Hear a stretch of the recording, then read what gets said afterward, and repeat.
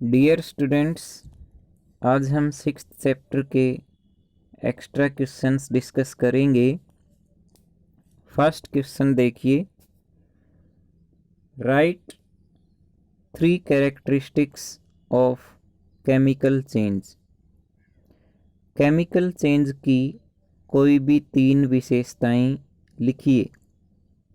विशेषताएं मतलब properties, characteristics. Chemical change के अंदर क्या क्या आपको दिखाई देगा,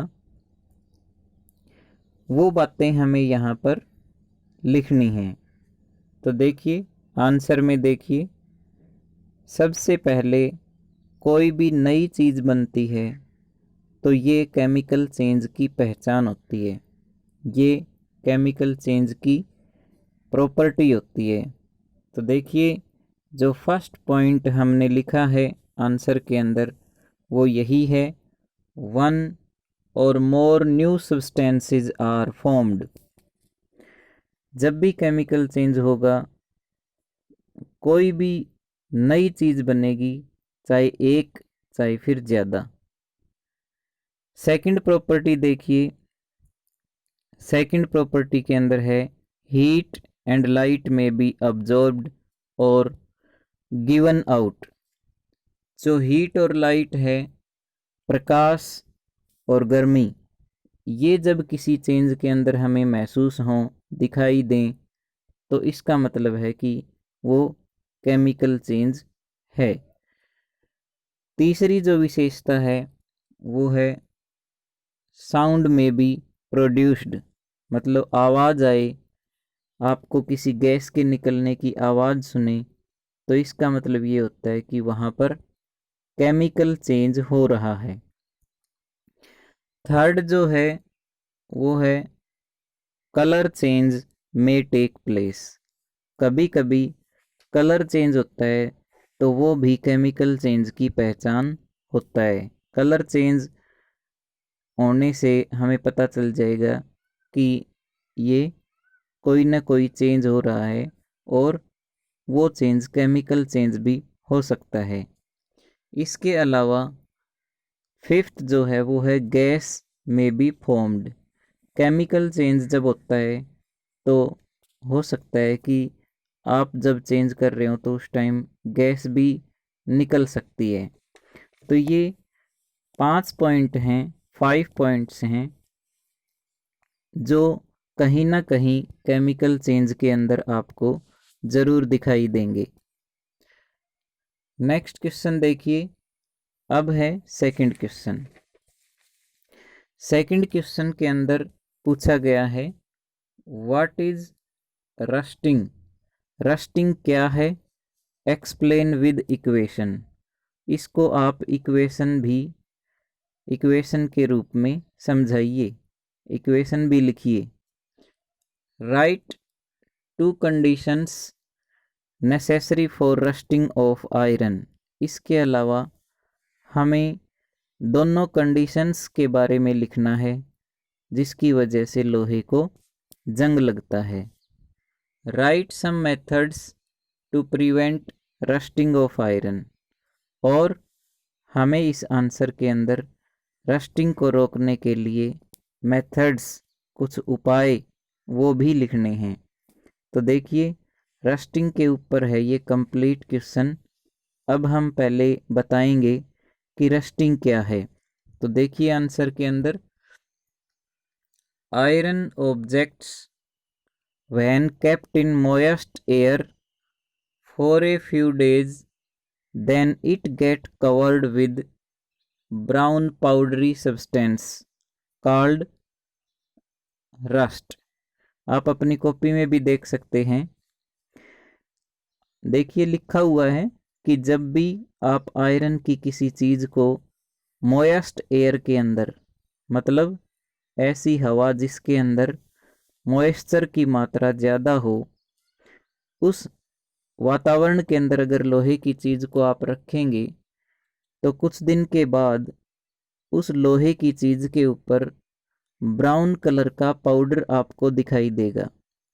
लोहे की जो ऊपर की परत है आयरन की जो अपर लेयर है वो ब्राउन हो जाएगी और आपको पाउडर महसूस होगा। मतलब ऊपर की जो परत है उसके ऊपर पाउडर की तरह का मटेरियल लगा हुआ दिखेगा। जो ब्राउन कलर आपको दिख रहा है, पाउडर जैसा सब्सटेंस दिख रहा है, वो ही रस्ट होता है और इसी प्रोसेस को हम रस्टिंग बोलते हैं। तो बहुत ही आसान है ये, हमें सिर्फ यही लिखना है कि when iron objects are kept in moist air for a few days then it get covered with brown powdery substance called rust. This process is called rusting. अब जब हम इसकी इक्वेशन लिखेंगे, अगर हम इस रस्टिंग के प्रोसेस को इक्वेशन के फॉर्म में दिखाएंगे तो देखिए पहले हमें आयरन का सिंबल क्या है वो हमें पता होना चाहिए। तो देखो इस इक्वेशन के अंदर दिख रहा है आपको, ये जो इक्वेशन है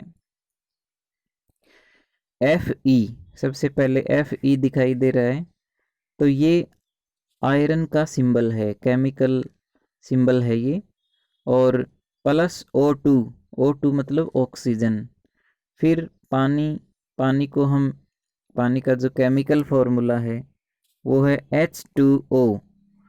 तो देखिए तीनों जब मिलेंगे, मतलब आयरन, ऑक्सीजन और वाटर, ये तीनों जब मिलेंगे तो ये तीनों आपस में रिएक्शन करेंगे और इनके मिलने से फिर रस्ट बन जाएगा। और रस्ट का जो केमिकल फॉर्मूला है वो है Fe2O3।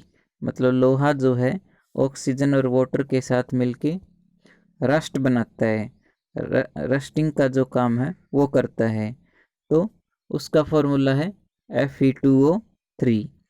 तो ये हमारी रस्टिंग की इक्वेशन है। अब आगे पूछा गया है कि रस्टिंग के लिए क्या ज़रूरी है, कौन सी कंडीशन ज़रूरी है। तो देखिए रस्टिंग के लिए दो कंडीशंस ज़रूरी हैं। नंबर 1 प्रेजेंस ऑफ ऑक्सीजन और number 2 presence of water vapour मतलब मॉइस्चर। अगर ऑक्सीजन और मॉइस्चर होंगे तभी रस्टिंग की जो प्रक्रिया है, जो प्रोसेस है वो तभी होगा जब ये दोनों चीज़ें होंगी। अगर ऑक्सीजन नहीं है तो रस्ट जल्दी नहीं लगेगा। तो ये हैं नेसेसरी कंडीशन जो कि रस्टिंग के लिए चाहिए। अब हैं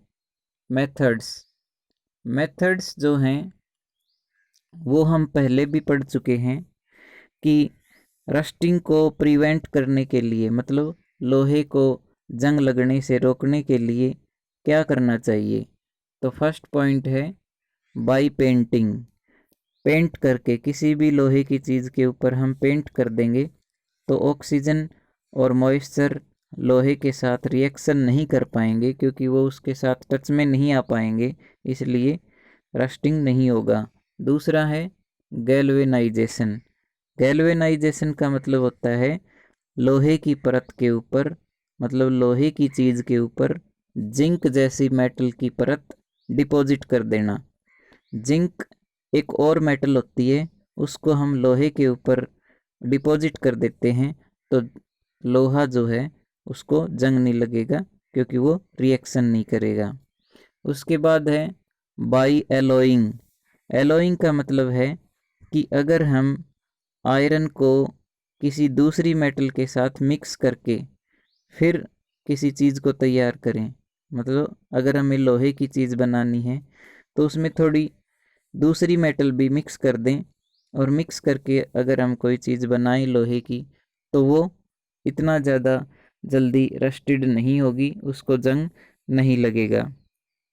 और जो लास्ट मेथड है वो है बाई ग्रीसिंग। ग्रीसिंग मतलब भाई ऑयली, मतलब तेल जो है वो हम उसके ऊपर लगा देंगे।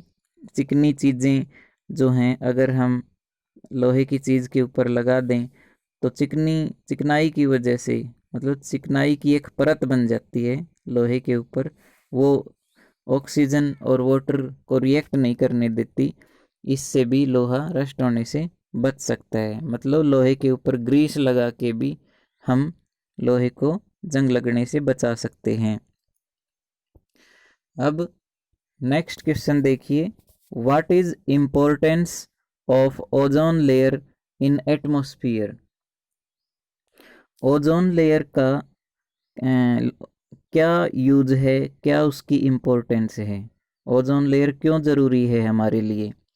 तो देखिए आंसर बिल्कुल आसान है।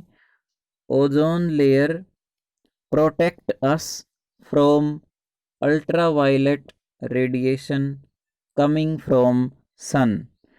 जो सूर्य से हानिकारक किरणें आती हैं, जो हमारे शरीर के लिए खतरनाक हैं, जिनको हम अल्ट्रावायलेट रेडिएशन बोलते हैं, उनसे ओजोन लेयर बचा लेती है। ओजोन लेयर अल्ट्रावायलेट रेज को अर्थ के ऊपर नहीं आने देती, वो अल्ट्रावायलेट रेज को अब्जॉर्ब कर लेती हैं, जिसकी वजह से अल्ट्रावायलेट रेज ज़मीन पर हमारे पास हमारी बॉडी तक नहीं पहुंच पाती, और उससे फिर हमें बहुत ज़्यादा उसकी इम्पोर्टेंस है हमारे लिए, क्योंकि वो हमें सूर्य से आने वाली हानिकारक किरणों से बचा लेती है। अब देखिए next question, write a short note on iron pillar stands near Qutub Minar. Qutub Minar के नज़दीक या फिर कुतुब मीनार के पास एक आयरन पिलर है, और उसके ऊपर हमें एक शॉर्ट नोट लिखना है, उसके बारे में बताना है कि वो आयरन पिलर कैसा है और क्या विशेषताएं हैं उसकी। तो देखिए answer, iron pillar is almost 7 metre high. जो आयरन पिलर है उसकी जो ऊंचाई है वो 7 मीटर के लगभग है, और its weight is more than 6000 kilogram. उसका वेट 6000 किलोग्राम से भी ज़्यादा है। It was built more than 16 years ago but it has not rusted। इसको 1600 साल पहले बनाया गया था, लेकिन अभी तक इसको जंग नहीं लगा है। ये इसकी सबसे बड़ी विशेषता है। It displays that Indian skill was very advance in ancient time. ये जो पिलर है इसको आज तक जंग नहीं लगा, इससे ये प्रदर्शित होता है, इससे ये बात पता चलती है कि जो एंशियंट पुराने समय में भी इंडिया के अंदर कितनी अच्छी स्किल थी, कितना अच्छा नॉलेज था लोगों को। इंडिया के अंदर पुराने टाइम में भी बहुत अच्छी टेक्नोलॉजी थी, वो काफ़ी एडवांस थे वो लोग पुराने टाइम में भी। यही इस पिलर से हमें पता चलता है। नेक्स्ट क्वेश्चन देखिए, next question 5, what is physical change. Physical change क्या है। तो देखिए फिजिकल चेंज मैंने पहले भी बताया है कि a change in which only physical property such as shape, size, colour and state changed, no new substance is formed is called physical change. एक ऐसा चेंज जिसके अंदर केवल साइज में या शेप में चेंज आए और जिसके अंदर कोई भी नया सब्सटेंस ना बने, ऐसे चेंज को हम फिजिकल चेंज बोलते हैं।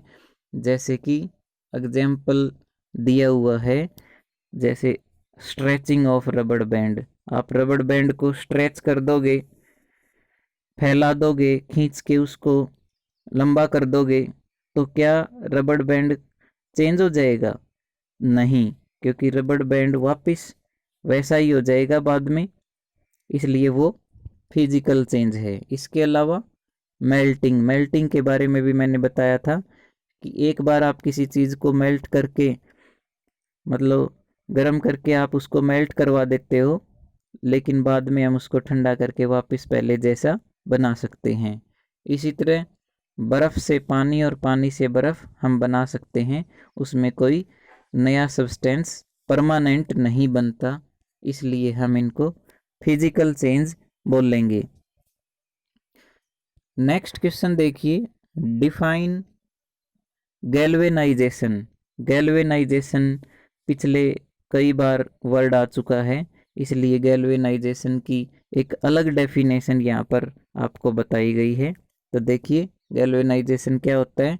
The process of depositing a layer of zinc on iron is called galvanisation. मैंने पहले भी बताया था कि आयरन के ऊपर जिंक की लेयर को डिपॉजिट कर दें, मतलब जिंक चढ़ा दें, तो हम उस प्रोसेस को गैल्वेनाइजेशन बोलेंगे। ये गैल्वेनाइजेशन की डेफिनेशन है। अब लास्ट क्वेश्चन देखिए, हमें केमिकल चेंज के एग्जाम्पल लिखने हैं कि बताइए कौन से ऐसे एग्जाम्पल हैं जिनके अंदर केमिकल चेंज होता है। तो देखिए, रस्टिंग ऑफ आयरन, लोहे को अगर जंग लग जाए तो लोहा जो है परमानेंटली खराब हो जाता है और उसको वापस पहले जैसा नहीं कर सकते, इसलिए ये केमिकल चेंज है। सेकंड है डाइजेशन ऑफ फूड, भोजन अगर पच जाए तो पहले जैसा वापस नहीं बन सकता। इसी तरह बर्निंग ऑफ वुड, लकड़ी को जला दिया जाए तो वो भी वापस पहले जैसी नहीं बन सकती। Formation of curd from milk, दूध से दही बना दी जाए तो दही भी एक परमानेंट चेंज है और स्ट्रक्चर उसका चेंज हो जाता है, इसलिए ये सभी केमिकल चेंज के एग्जाम्पल हैं। ये हमारा 6th चैप्टर कंप्लीट हो चुका है। Okay, thank you.